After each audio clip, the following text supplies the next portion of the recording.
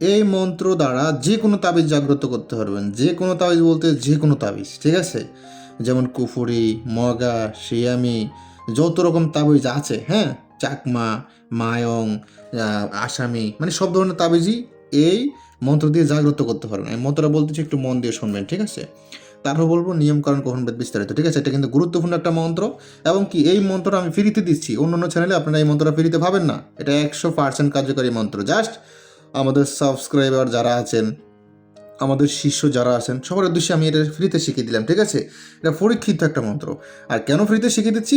এই মন্ত্র দিয়ে আপনারা পরীক্ষা করে দেখবেন, কাজ হলে কিতাবটা নেবেন, কাজ না হলে কিতাব নেওয়ার দরকার নেই। কিতাবটা কি সেটা দেখাচ্ছি, তারপর বলতেছেন মন্ত্র নিয়ম করেন। দেখেন কিতাব হলো, এই দেখেন, এটা হলো এই ফোড়া কালাম কিতাব, ঠিক আছে? দেখেন প্রাচীন ফোড়া কালাম কিতাব। তো আমি অন্য অন্য ভিডিওতে বলছি কিতাবে কি আসে না, সেখানে বলে ভিডিওটা বড় করবো না, যা সেখানে আমরা কাজটাকে শিখিয়ে দিই। হ্যাঁ, এই মন্ত্রটার নিয়মকানুন কি গোপনীয় বিস্তারিত এ টু জেড, ঠিক আছে? চলুন মন্ত্রটা বলতেছি, তারপর হলো নিয়মকানুন গোপনীয়তা এই মন্ত্রের, ঠিক আছে?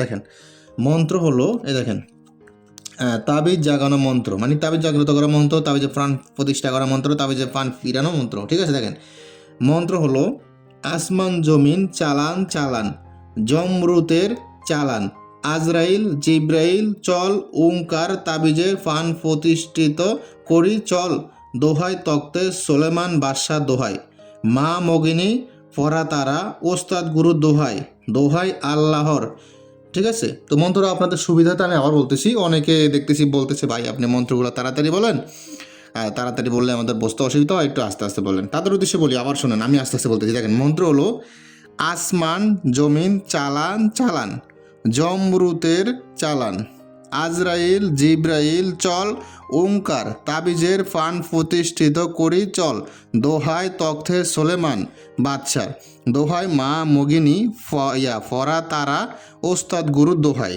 দোহাই আল্লাহর, ঠিক আছে?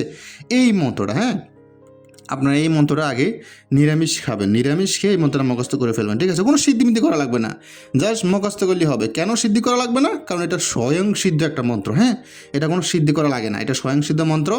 জাস্ট আপনি শনি মঙ্গলবার নিরামিষ খেয়ে এই মন্ত্রটা মুখস্থ করে ফেলুন সুন্দর করে, হ্যাঁ।